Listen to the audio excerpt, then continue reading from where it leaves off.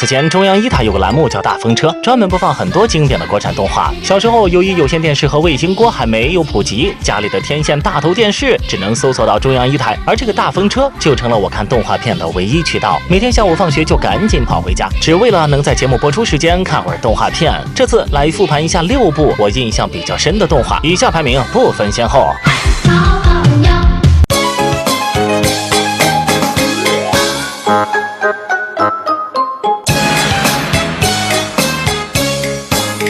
第6个，天上掉下个猪八戒。05年由央视动画部制作，首部以猪八戒为主题的动画，直接刷新了很多人对二师兄的认知。动画前半部分还是日常搞笑类的，后半部分直接化身热血漫画硬刚牛魔王。当年由于这一系列非常的爆火，所以后面也接连推出了好几季，不光重新制作了全新画风，就连人设也遭到了魔改。也正因如此，在很多人心里还是第1部最为经典。八戒儿傻得可爱，八戒活得真自在。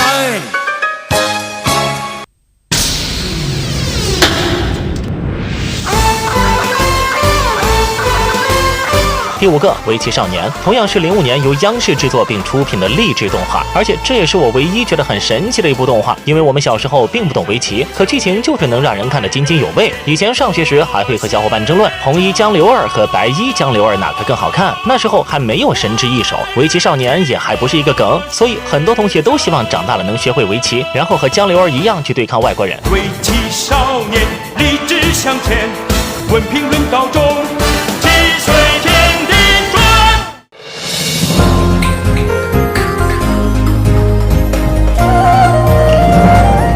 第4个，中华小子，这绝对是最可惜的一部动画，由法国投资，中国制作。当年只是一个3分钟的试播样品，就惊动了整个戛纳电影节。它的播放权更是让外国公司挣破了头。顶级的剧情加上顶级的画风，同样也是无数90、00的童年阴影。只是让人感到可惜的是，这部动画只播了26集就不播了。也正因如此，至今都没有大结局。可这并不妨碍它成为经典。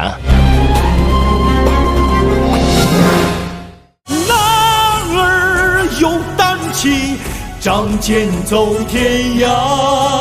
第3个，红猫蓝兔奇侠传。06年湖南红梦卡通推出的武侠动画，无论是剧情还是人设，就算是放到现在，依旧完爆大部分动画。作为主角的红猫杀伐果断，心智坚韧，更是成为了很多人的心中偶像。而且和其他动画反派强行降智完全不同，这部动画的反派智商个个在线，看的时候根本猜不透下一步的剧情走向。除了主角红猫之外，最让我印象深刻的就是跳跳了，因为他可能不是最强的，但一定是最猛的那个。其他6件都在等7件合璧，只有跳跳在想单刷黑心湖。可惜啊，现在已经看不到这种类型的动画了。到永远。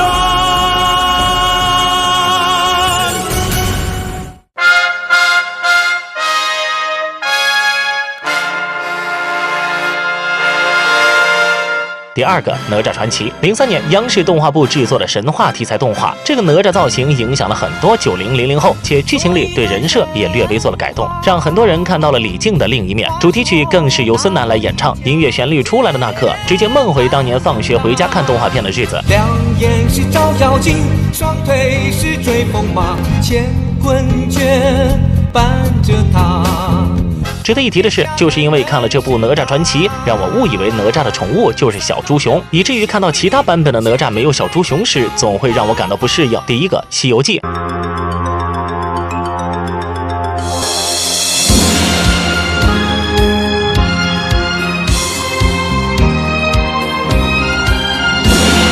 这部动画想必就不用我多说了吧，看到3个球的那一刻就已经开始激动了。99年由央视亲手制作并播出，在很多人心中地位不亚于86版《西游记》。这版猴歌更是很多人的童年男神，主题曲、片尾曲都非常经典。好了，由于视频篇幅有限，就只能说这6部动画了。你当年还喜欢哪部动画片？